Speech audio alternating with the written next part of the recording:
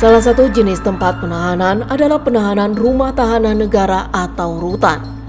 Berdasarkan pasal 1 angka 2 Peraturan Pemerintah Nomor 27 Tahun 1983 tentang pelaksanaan KUHP, yang dimaksud dengan rumah tahanan negara atau rutan adalah tempat tersangka atau terdakwa ditahan selama proses penyidikan, penuntutan, dan pemeriksaan di sidang pengadilan. Rumah tahanan fungsinya adalah menjadi tempat tersangka atau terdakwa ditahan sementara sebelum keluarnya putusan pengadilan yang berkekuatan hukum tetap guna menghindari tersangka, terdakwa tersebut melarikan diri atau mengulangi perbuatannya. Rutan adalah lembaga khusus yang bertanggung jawab terhadap perawatan dan pelayanan tahanan mulai dari tingkat penyidikan sampai putusan hakim. Selanjutnya, setelah putusan hakim, maka menjadi tanggung jawab lembaga permasyarakatan atau lapas. Setiap tersangka atau terdakwa yang dimasukkan ke rutan akan ditempatkan di blok-blok yang ada di sana. Penempatan ini acap kali disalahgunakan oleh oknum rutan untuk mendapat keuntungan materi. Seperti yang terjadi di Rutan Kelas 1A Tanjung Pinang, diduga telah terjadi pungli terhadap tahanan yang masuk ke sana. Dari informasi yang diterima tim Yunus Reportase, jumlah yang diminta pun tidak sedikit. Disebut mencapai puluhan juta rupiah per orang. Reportase kali ini, tim Yunus akan menelusuri kabar ini. Berikut liputannya.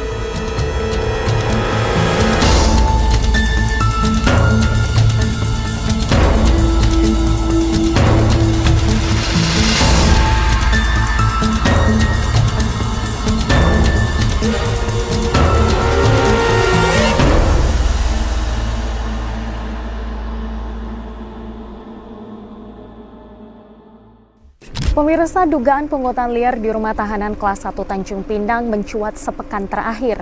Diduga para tahanan dan juga narapidana dimintai sejumlah uang untuk mendapatkan sejumlah fasilitas di dalam rumah tahanan.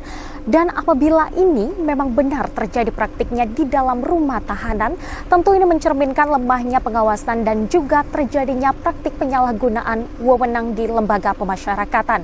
Dan untuk mengetahui informasi sebenarnya seperti apa? Untuk itu, kami tim Yunus Reportase akan menelusurinya. Maraknya dugaan pungli terhadap warga tahanan bukan hanya sekali ini terjadi. Bahkan, sudah bukan menjadi rahasia umum lagi bagi warga Indonesia dan seolah menjadi praktek yang lumrah dilakukan oleh oknum rutan untuk mendapatkan cuan. Belum lama ini, masyarakat Kepulauan Riau dihebohkan dengan adanya kabar dari media tentang aktivitas dugaan pungli di Rutan Kelas 1A Tanjung Pinang. Pungli tersebut diduga terjadi bagi tahanan yang ingin pindah sel dari Blok Bintan ke Blok Penyengat.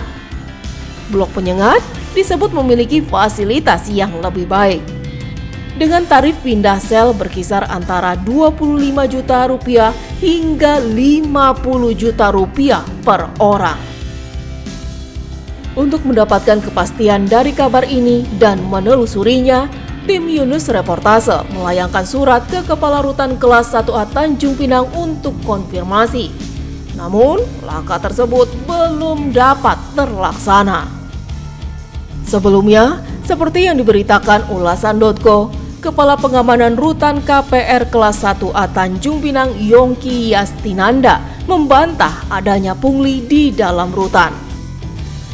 Yongki mengatakan kabar tersebut tidak ada karena rutan ini semua blok sama, tidak ada yang spesial, tidak ada yang pakai AC atau fasilitas khusus. Ia menjelaskan bahwa pihaknya selalu berupaya memberikan pelayanan optimal bagi para tahanan.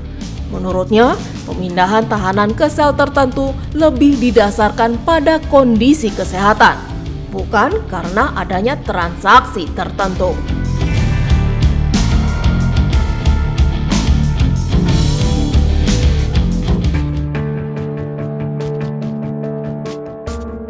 Menanggapi adanya dugaan pungli di Rutan Kelas 1A Tanjung Pinang, Ketua Laskar Anti Korupsi Indonesia Laki Kepulauan Riau Daniel Humandro menyebutkan hal ini menjadi catatan buruk. Selain itu, pungli yang sering terjadi sangat meresahkan masyarakat.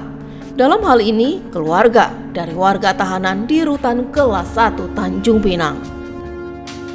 Harus ada pengawasan dan penindakan tegas dari kementerian terkait agar tidak ada lagi oknum di dalam rutan yang bermain dengan menarik sejumlah uang untuk memberikan kamar yang dianggap layak.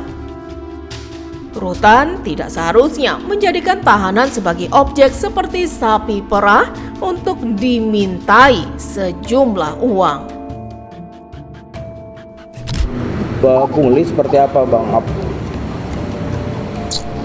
Ya bagusnya sih pungli itu ditiadakan ya di masyarakat kita.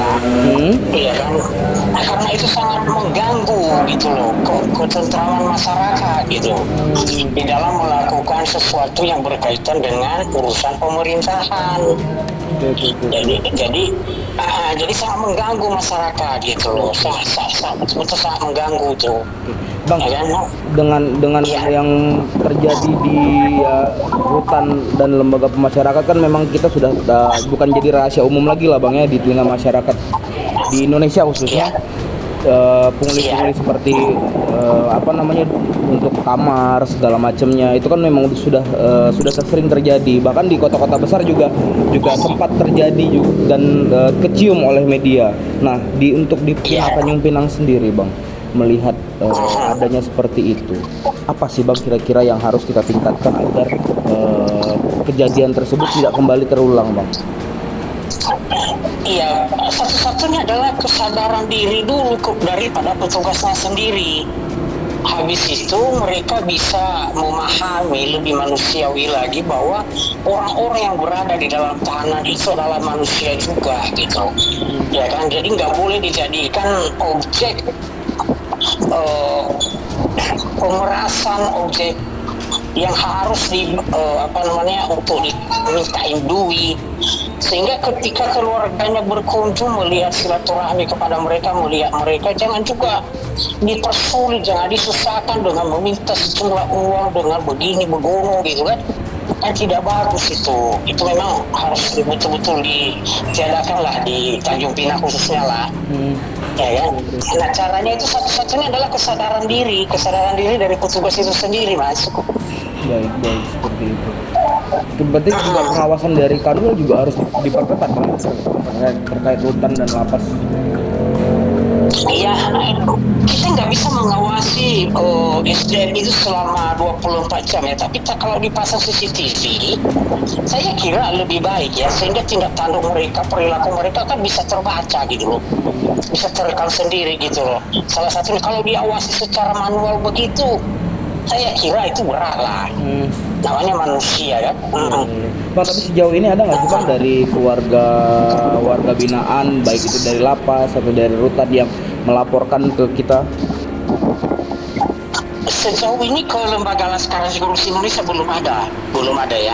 Tapi kalau bila ada, itu kita persilakan masyarakat menyampaikan keluhannya, mengadukan persoalan apalagi yang bersifat pungli, karena kita akan bertanya, kita akan tindak lanjutin itu hal-hal yang seperti itu karena sangat mengganggu masyarakat itu. Oke.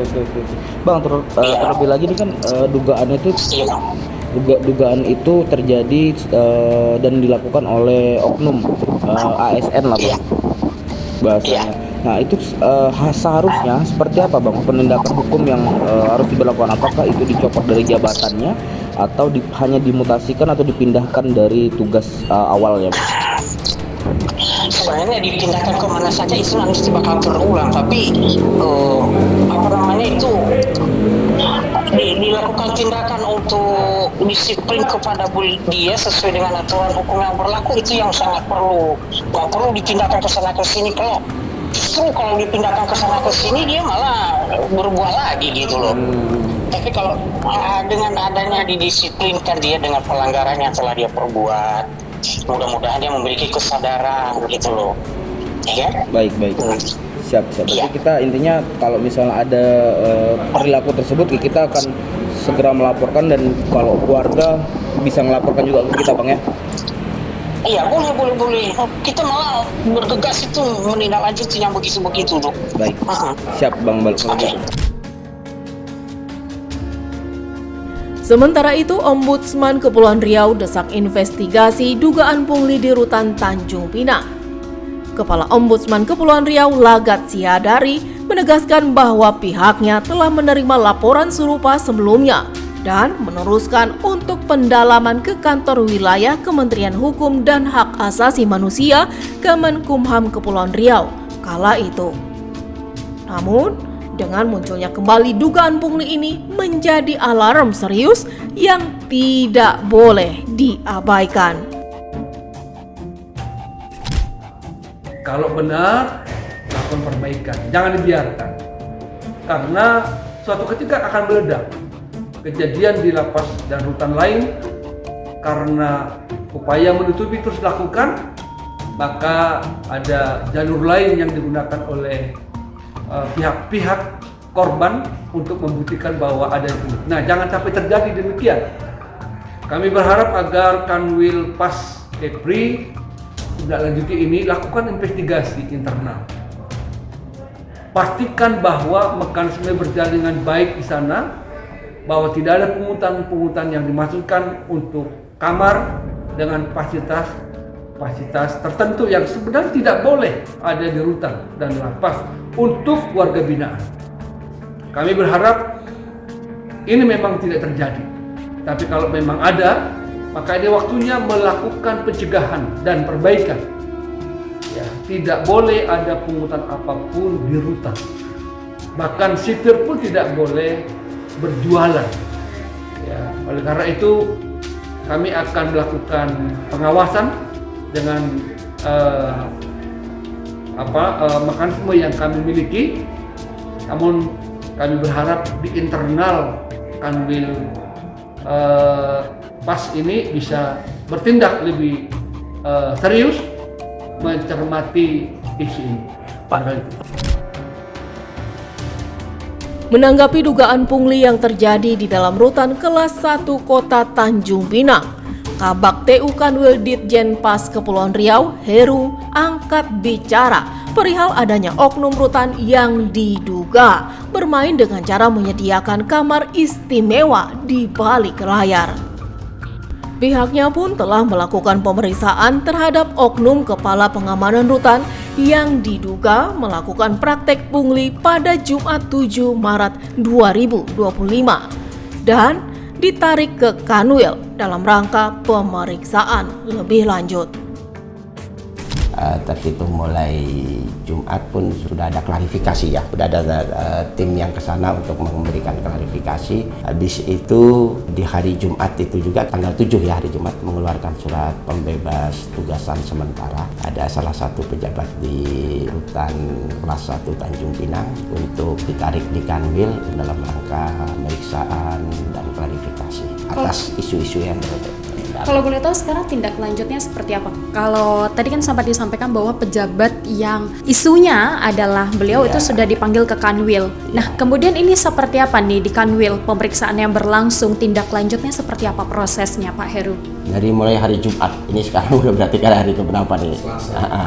Ya minus di hari Sabtu Minggu ya, Sabtu Minggu. Tapi pembebasan tugas itu dalam rangka pemeriksaan, ya namanya pemeriksaan tentunya dan klarifikasi. Jadi pemeriksaan dan klarifikasi, jadi jelaskan banyak. Untuk sementara baru 1 orang, masih berjalan Mbak. Itu sambung menyambung. Ada berbagai hal yang tentunya yang kami harus dalami. Tentunya bukan hanya 1 orang aja, tapi nanti mungkin ada beberapa orang atau ada kita memerlukan keterangan tambahan yang lain. Itu nanti perkembangan situasi. Oke, artinya Kalau misalnya sampai kapan kita juga nggak tahu. Itu hal yang biasa juga ya. Kalau ada permasalahan, apalagi isu-isu yang bersifat negatif, kita harus cepat antisipasi dengan langkah-langkah itu. Tapi Pak, artinya bukan hanya 1 orang ini saja yang akan digali lebih dalam, tapi akan ada saksi lebih banyak lagi. Bisa jadi. Nah, Ini kemudian kalau memang nanti terbukti bahwa memang adanya pungli di Rutan Tanjung Pinang, seperti apa nih sanksi yang mungkin akan dikenakan kepada tanda kutip tersangka tadi? Oh ya, ada sanksi-sanksi sesuai dengan berbagai aturan ya.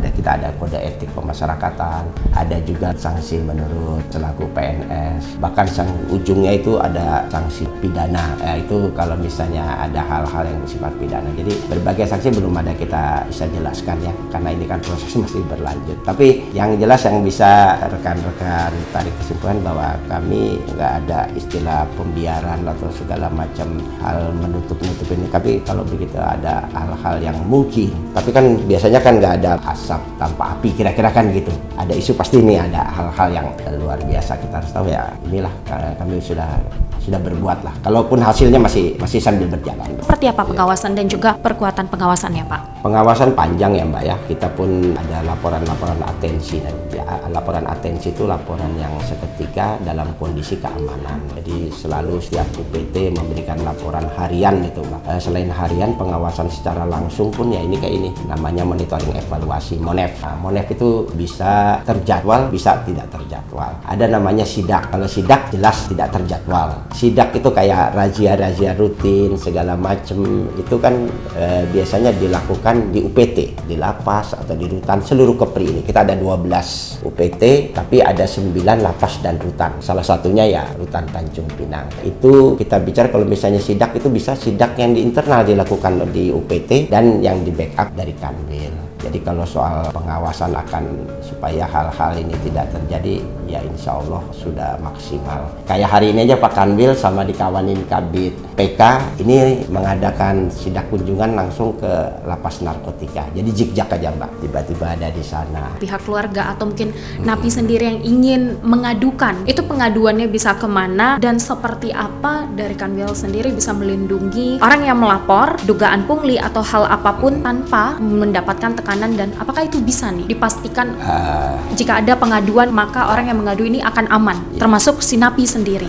Kalau kemarin kita ada aplikasi e-lapor gitu ya, e-lapor, sehingga kalau misalnya ada laporan-laporan ini kita langsung bisa tindak lanjutin. Ini transisi Mbak, jadi Kanwil atau kementerian kita berubah dari Kementerian Hukum dan HAM tiba-tiba menjadi 3 kementerian dengan 1 Menko. Begitu juga di Kanwil. Kanwil ini tadinya ada divisi imigrasi, divisi pemasyarakatan. Akhirnya divisi pemasyarakatan ini berubah jadi kantor wilayah. Jadi insya Allah mekanisme itu gak lama lagi akan kita launching yang untuk pelaporan itu. Tapi sebenarnya yang kalau lapor di masih aplikasi e-lapor itu masih tetap sampai ke sini juga, masih kita tindak lanjuti. Kalau kemarin kalau nggak salah kita pun habis menindaklanjuti keluhan dari warga binaan lapas narkotika, keluhan yang dipindah gitu ya. Jadi itu kita tindak lanjuti, kita pantau dan ya kita tindak lanjuti lah. Saat melapor itu harus ada bukti atau mungkin pengaduan seperti apapun itu akan ditangani oleh Kanwil. Seperti apa ini? Ya, kalau yang ilapor itu Pak ya, Mbak ya, itu ada kejelasan ya, ada pakai bukti-bukti tanda pengenal segala. Jadi kalau udah yang ilapor itu memang sudah sah. Tapi kalau misalnya tidak sampai atau tidak bisa menggunakan aplikasi gitu, bisa datang ke sini juga nggak ada permasalahan. Nah, tapi mungkin Pak, ini closing statement sekali lagi mungkin bisa dari Bapak sendiri memastikan bahwa jika ada pengaduan baik warga binaan ataupun keluarga ini tidak akan mendapatkan tekanan dari siapapun.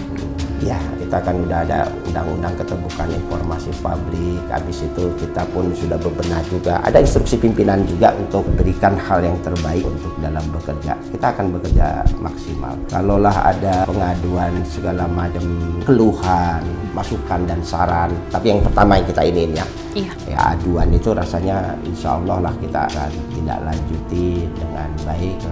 Lama pengaduan itu bukan hal-hal yang bersifat fitnah, menyudutkan atau hal-hal yang tanpa dasar. Kalau isu-isu kan banyak ya, namanya lapas ini luar biasa lah, lapas atau penjara bahasa zaman dulunya ini kan banyak hal yang negatif gitu. Tapi kalau misalnya ada hal-hal yang insya Allah bisa dipertanggungjawabkan, insya Allah kita tidak lanjuti.